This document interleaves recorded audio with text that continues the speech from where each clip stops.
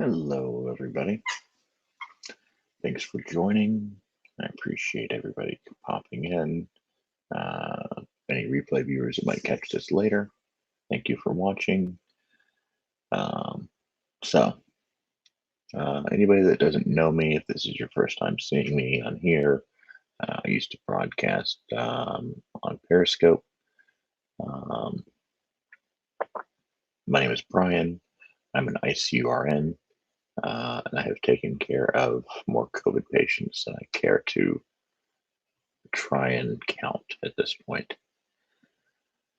So I just wanted to come on here, do a quick broadcast. I know there's been a lot of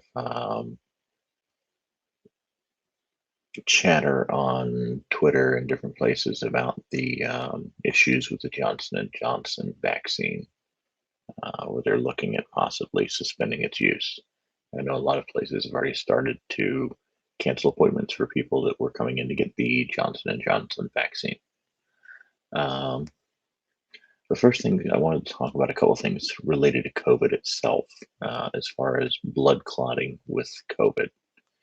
Um, the blood clotting does not affect everybody to the same extent, um, but in worst case scenarios, it can lead to what they call a cytokine storm. Cytokine storm is basically an inflammatory response that raises the clotting factors in the blood, which causes people to clot a lot more.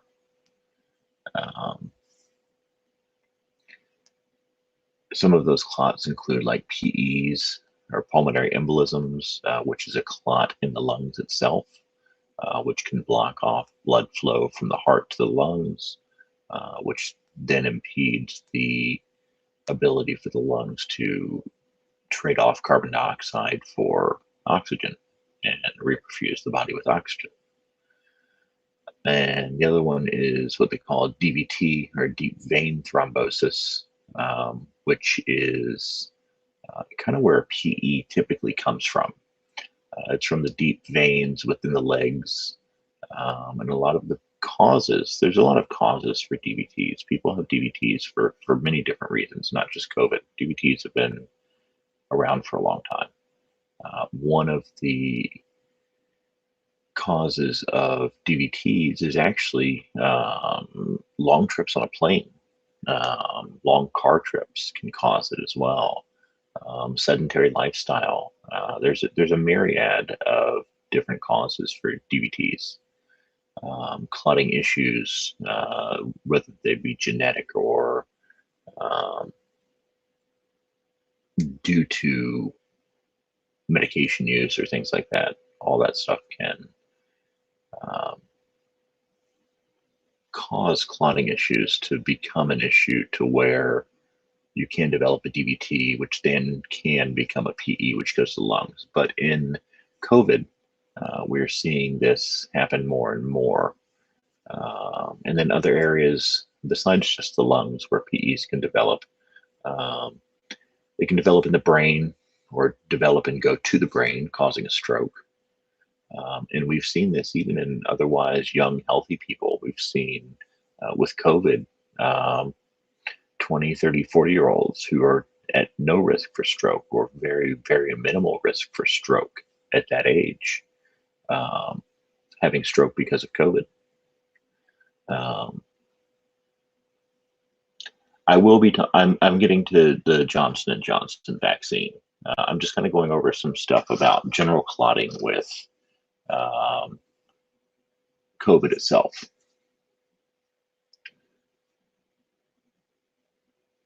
But another area that the COVID causes issues with clotting is in the microvasculature of the kidneys, causing kidney failure. No problem. Thanks for coming in. And that clotting in the kidneys, causing kidney failure, can actually even cause issues with dialysis. Somebody that their kidneys are failing and they need dialysis, that clotting can still clot off the filters needed to filter the blood for dialysis. So just because you can get dialysis doesn't mean it's going to be very effective if your body is still producing all these clots because of COVID. And then there's something that in peripheral vessels, like we typically see it in toes, and this is something we noticed very early on as nurses in the hospital dealing with patients with COVID, especially the very severe cases. We were seeing, and we coined it back then, and it was coined pretty early as COVID toes. And it was basically what it looked like. The best thing to compare it to is frostbite.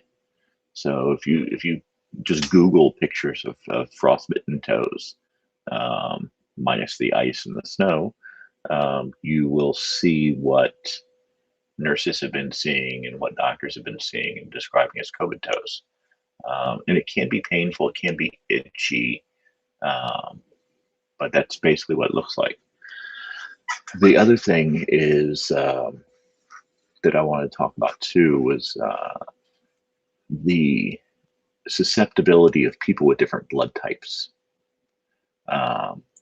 There has been some correlation with people that have type O, type B, having a lower chance of catching COVID, or if they do, having a less severe case of COVID, it not developing as into as severe a case as somebody with either type A or type AB blood. There seems to, with those people, it seems to show a pattern of more severe infection. And we started noticing that in the hospital. One of the nurses that I worked with actually pointed this out a very long time ago, in the very beginning when we first started seeing cases in my hospital, that she had heard something about this, and she was just kind of keeping a, not really like a journal of it, but just kind of a mental note. And it seemed to be that the ones we were seeing that were having the severe disease, when we would check their blood type, it was either A or AB. It wasn't necessarily the O or the B patients. But that scientists and doctors will still tell you, just because you know you have type O or type B blood does not make you immune to this disease, nor does it guarantee that you won't have a severe case. Even though that some of the research does show that it does lessen the chances. And then as far as the Johnson & Johnson blood clotting issue, I did a little bit of research in this. There's a lot of articles that I looked through that are just kind of like alarmist type articles, whistleblowing, if you want to call it, not even, that's the wrong term. Just kind of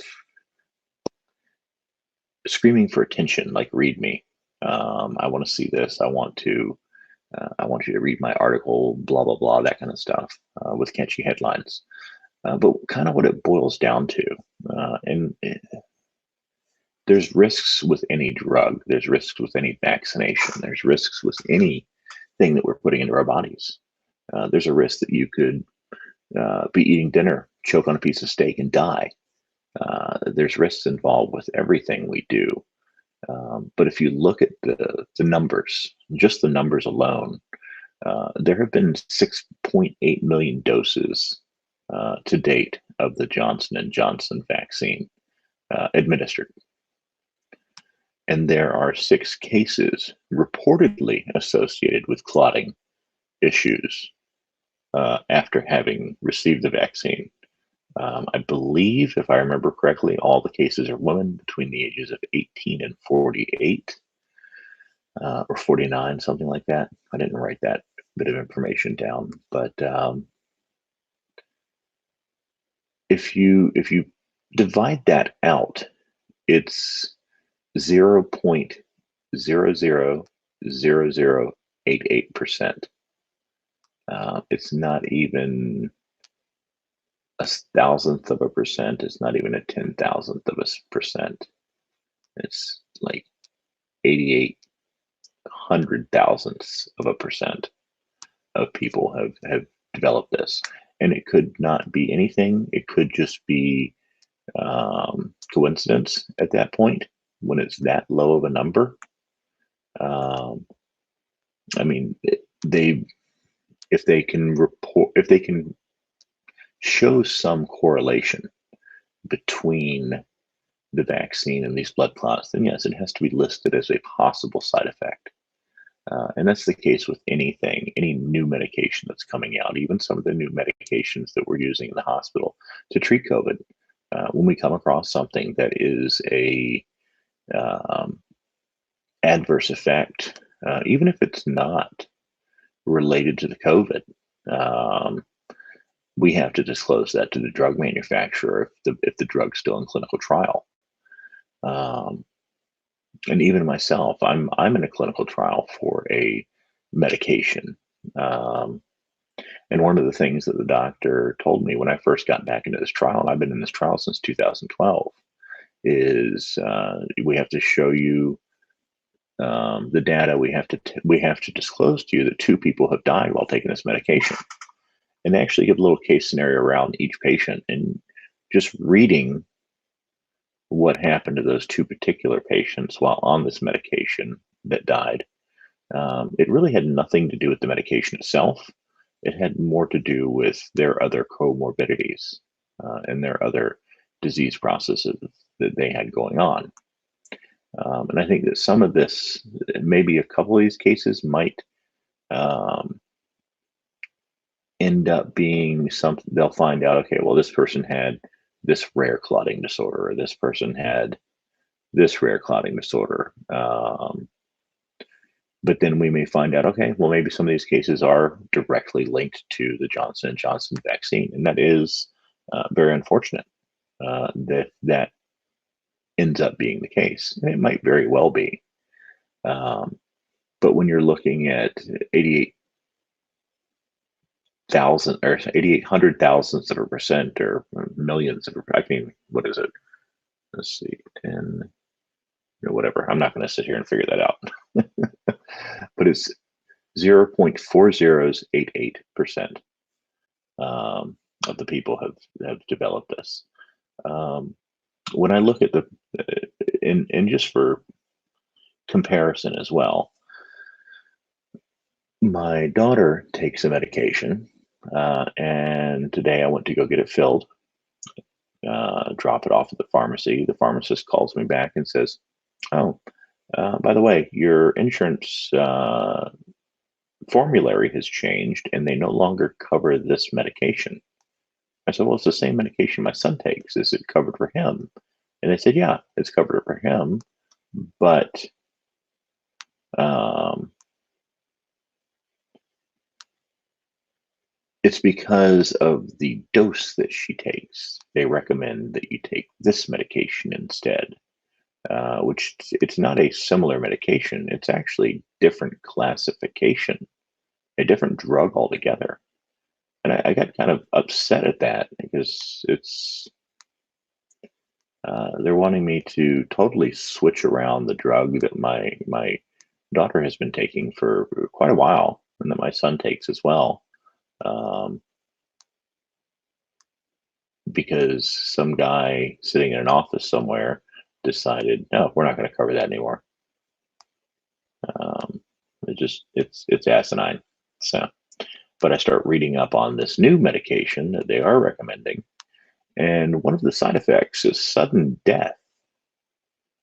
Um, and that makes you think when you start reading these side effects and you start looking, and you hear these drug commercials and they list off these. Yeah, the insurance company wants me to change my children's medications. Not my doctor. They're not their doctor. Sorry, it's not my doctor. It's their doctor. The insurance company wants me to change the medications.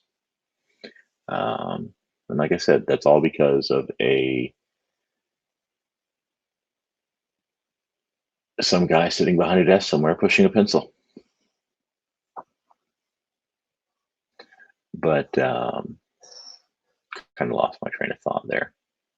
Oh yeah, the new medication. When I look at this, and one of the side effects is sudden death. And I start reading into it a little bit more. And it says if you have heart failure, like, okay, well, my kids don't have heart failure, so sudden death is probably off the table for them. Um, but I do know that that was not a possible side effect of the old medication they were on. Um, so, I mean, you have to, with anything, you have to weigh out the risk benefits.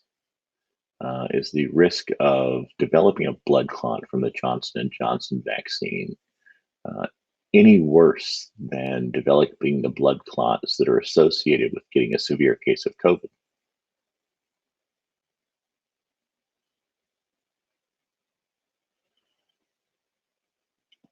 Retired from medicine at 86 years old because of insurance. Yeah, I know. That's insurance companies are one of the banes of existence for nurses and doctors, and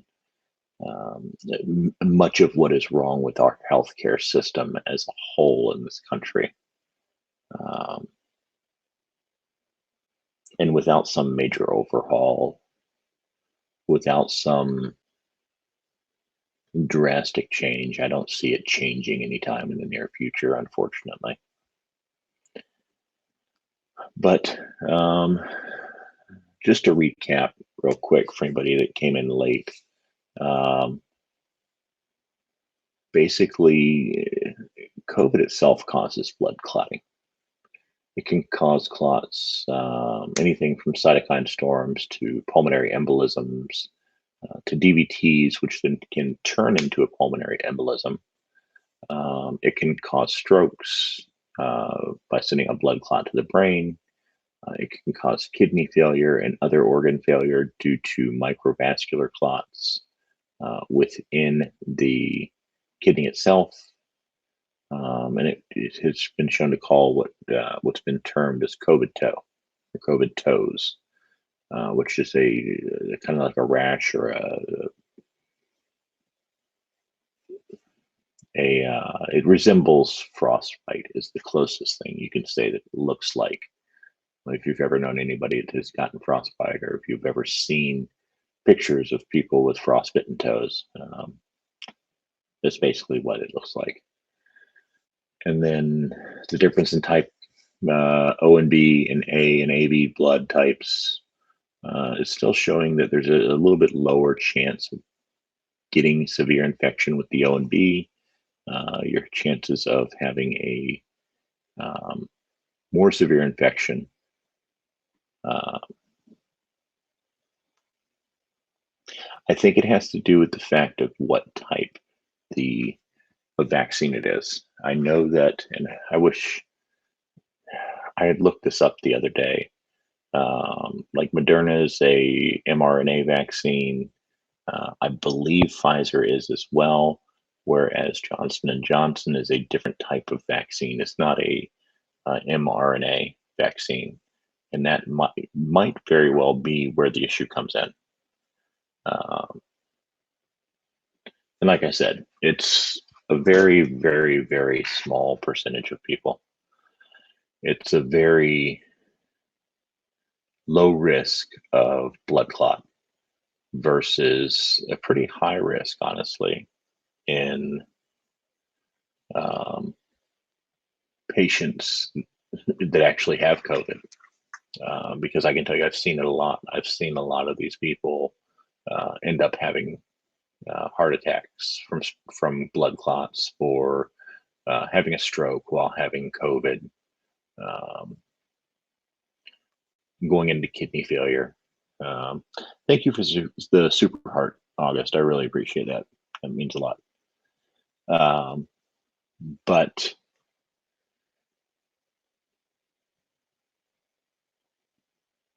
it's it's one of those things where we see it in healthcare a lot, but I don't know that it's being like the issue with the blood clot. People just hear about COVID and they hear breathing issues, trouble smelling is a sign, fevers, things like that. Those are the big things that people hear about in the media. The blood clotting itself that we're seeing as a secondary issue as they're saying it is. And it's kind of a primary issue because a lot of this, and I did a Periscope on this quite a while ago. I want to say back in probably October of last year.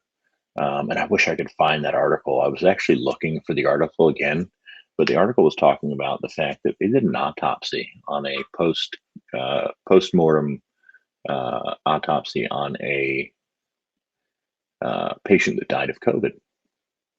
And they did what they call sectional slices, where they cut the organs very thin, look at it under a microscopes, and try and figure out exactly what's going on a cellular level. And when they first started doing this, they said, okay, well, this is a respiratory disease. Let's start with the lungs. They started with the lungs. They cut everything up. They looked at it and they're like, okay, yeah, well, okay. It doesn't look that crazy to them at first. And then they went on to another organ. And then I think they went on to like their third organ. I think it was the kidneys, maybe. I think they went like lungs, liver, kidneys. And then in the kidneys, they started noticing all of these little tiny, tiny, tiny blood clots, microclots within the. Well, thank you, August. You have the same name on here as on Periscope.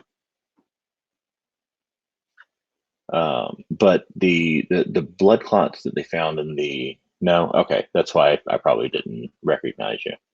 But the blood clots that they found in the kidneys, they were like, wow, this is crazy, because they're finding it in all of the microvasculature. When I'm talking about microvasculature, I'm talking about all the way down to the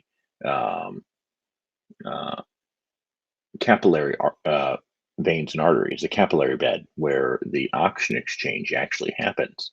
So if you're blocking off those, you're blocking off the actual oxygen exchange.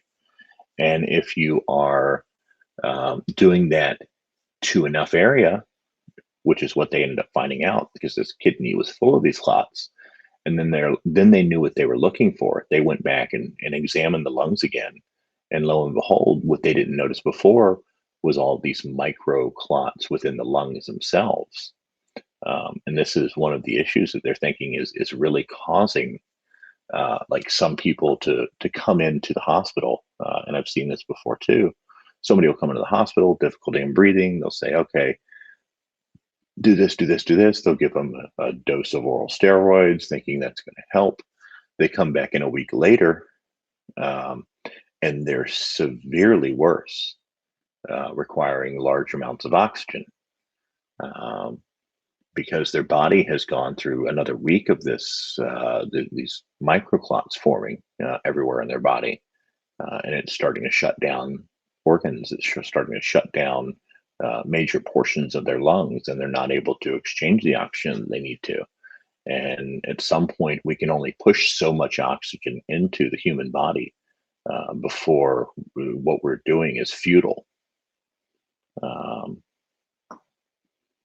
I think a lot of this disease really boils down to the issues with the clotting in the blood, more so than what was originally thought. And I think a lot of the more recent research is pointing in that direction as well.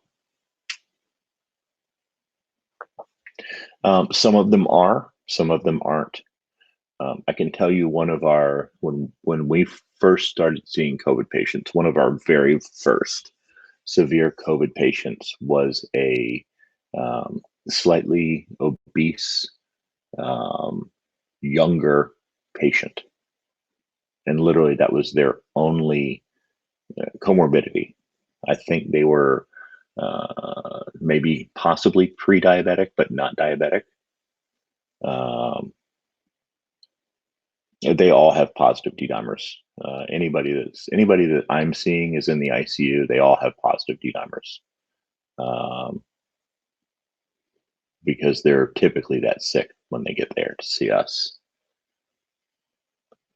And we're seeing D-dimer levels. No, I don't think it's primarily an obese disease. It's a respiratory disease. It can affect anybody. I've seen people. Um,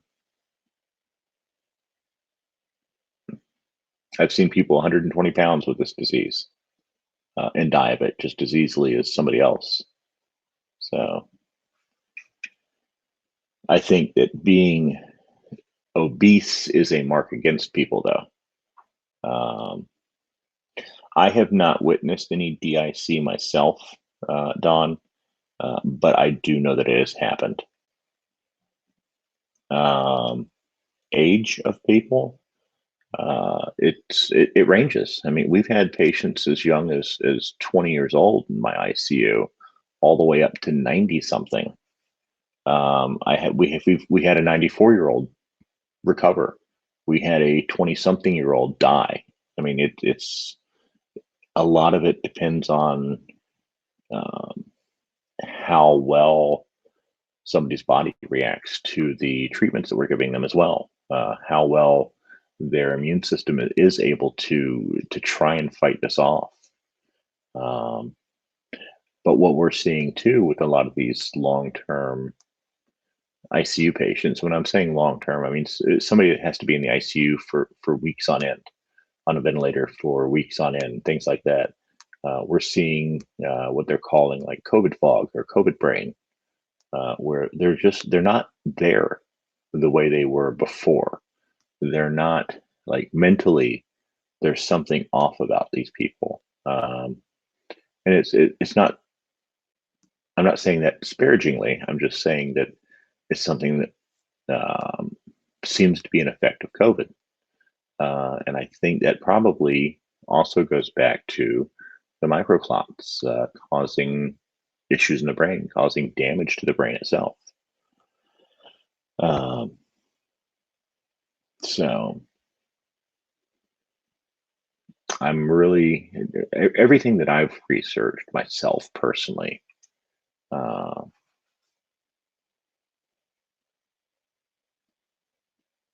yeah, COVID, the numbers in certain areas are going back up. And one of the things that we're seeing is the fact that the most prevalent strain now is the UK strain, B117. That's the most prevalent strain in the US. I think it's being um, found in over 40% of all cases now, whereas the other 60% are kind of split between a couple of other variants. But it's the dominant variant right now. The thing about uh, no, I have not gotten it. I got the Moderna vaccine very early on because I'm a healthcare worker, because I'm a nurse. They were giving it out to us on the front lines first. But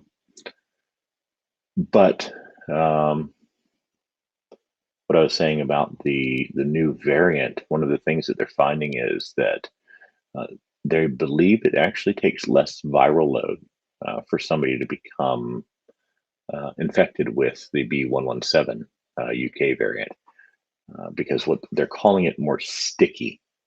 Like the protein spikes on the virus itself are able to adhere a lot better to the respiratory tract, to the um, cells in the respiratory system.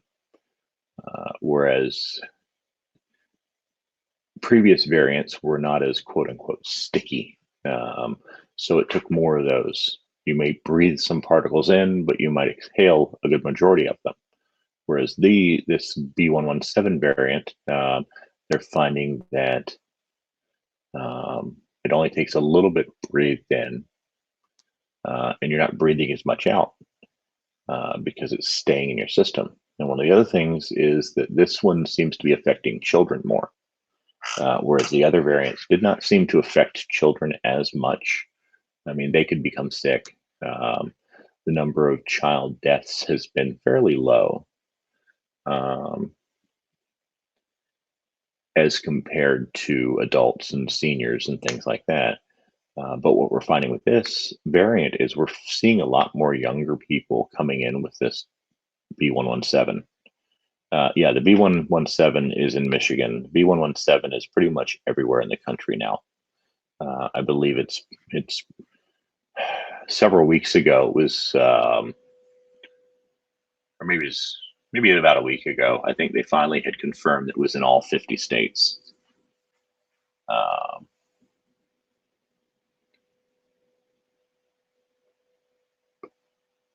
and I lost my train of thought there, but yeah. So, with children, it is affecting children more, and they're seeing more children get um, more severe cases of COVID with this variant, and it's also affecting younger adults more, the 20 to 50-year-old range. Um, we're seeing more and more cases come in that age range, and they are typically, and not all tests get sent out for genome testing where they figure out which variant it is. Because as of right now, the treatments haven't changed for the different variants, other than the fact that one of the things that seems to be kind of waning off with a lot of doctors, especially the doctors that I work with specifically, um, the convalescent plasma does not seem to be as effective against some of the newer strains. So some of the doctors aren't even ordering it because it's they don't see that it's doing anything for some of these newer strains that are coming out. Yes, so far the vaccines are effective against all the variants. Um, so that is good news. The vaccine the COVID has not mutated enough to get around the vaccine itself. Because it's an mRNA vaccine, it's actually attacking well, I take that back. Because two of the vaccines are mRNA, they're attacking the virus on the um, genetic level. Whereas, and I'd have to look up with the Johnson and Johnson. I know it's something else, and I can't remember what it is exactly. Actually, you know what? I will pull that up right now.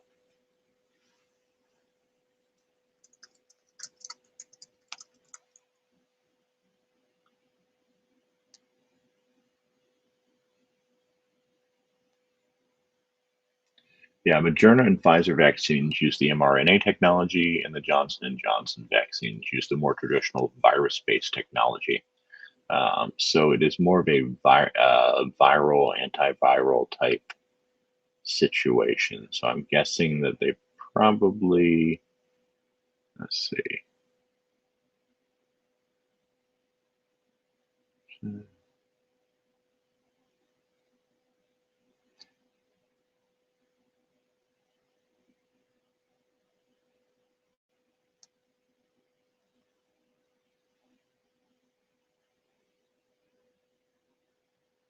So the Johnson and Johnson doesn't use it doesn't use the single strand RNA. The Johnson and Johnson uses double stranded DNA.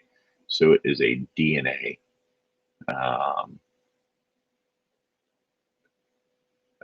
antiviral, or sorry, yeah, a DNA um, vaccine.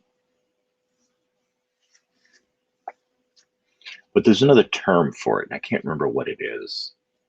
Um, but yeah, so I just looked that up real quick. Other than that, I really didn't have a whole lot. I just kind of want to talk about the Johnson and Johnson thing because that's kind of blowing up on social media. And thank you for staying, August. It's good to have some of my old Periscope viewers coming back in here. I appreciate it. Thank you for the super hard earlier. I really appreciate that too.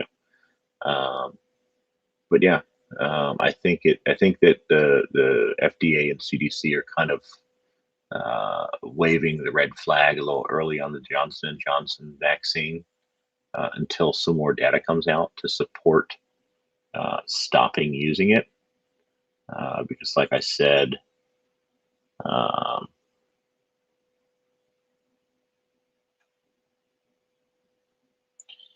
the mention of booster vaccines, that has been a topic of discussion for a while now. They are saying right now, Ted, that they know that the vaccine works for a minimum of 6 months.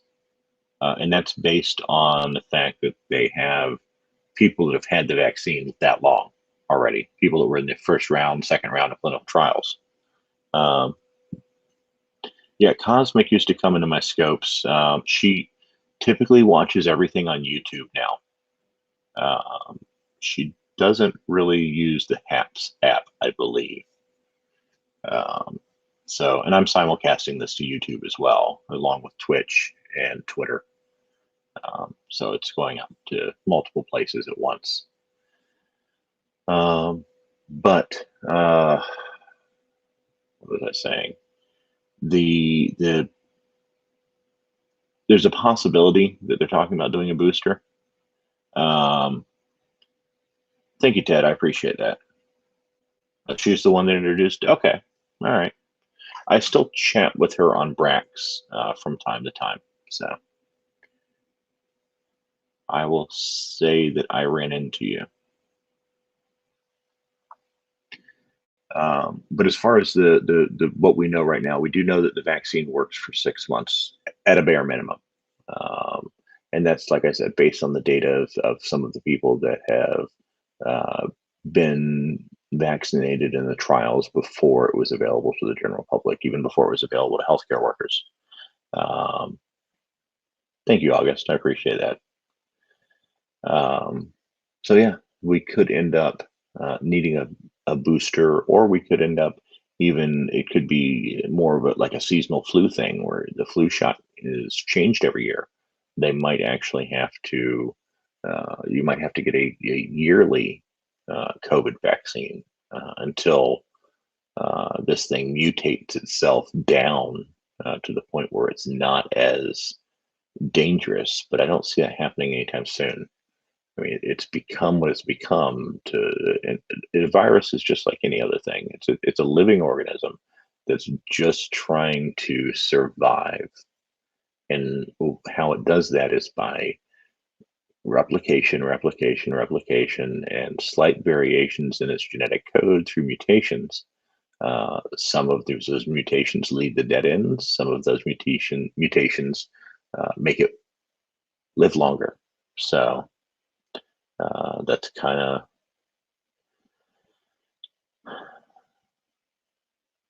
return to normal. I don't think we'll see that anytime soon. I think that eventually we will.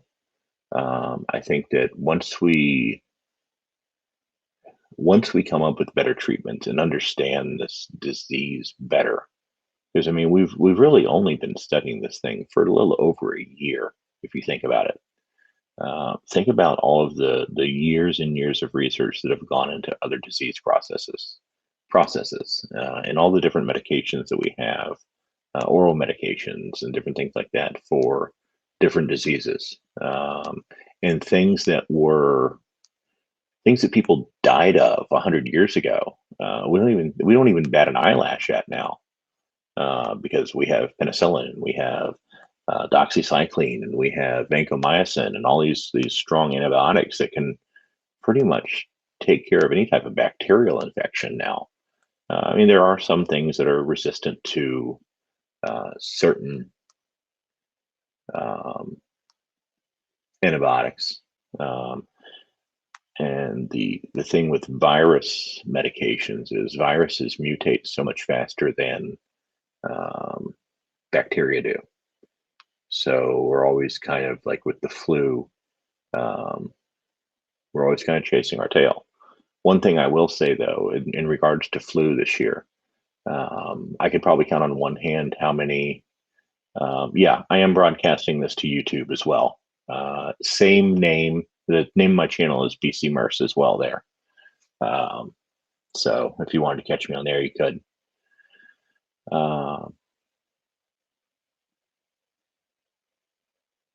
But as far as how long it will be before we can return to normal, I couldn't even give a guess. I couldn't give a safe guess.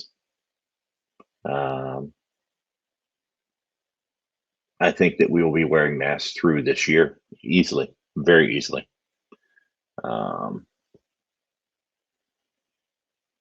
so that's kind of where I'll leave it right now. So like I used to say on Periscope at the end of all of my broadcasts there, wear a mask, stay safe, wash your hands, socially distance, use soap and water, use um, hand sanitizer if that's all you have access to, and just be safe. Uh, Wear your mask out in public. Yeah, even in Florida. Um, Florida is a hot mess. I will just say that with DeSantis and Matt Gaetz is making Florida look like, ugh, yeah, I don't even want to go there right now. Well, thank you, Ted. I appreciate that. So yeah, everybody, I hope you all have a good night. Any replay viewers that catch this and get all the way to the end, thank you for sticking through. You all have a good evening, good day, wherever you are. And I will catch you all on the next one. Thank you, everybody.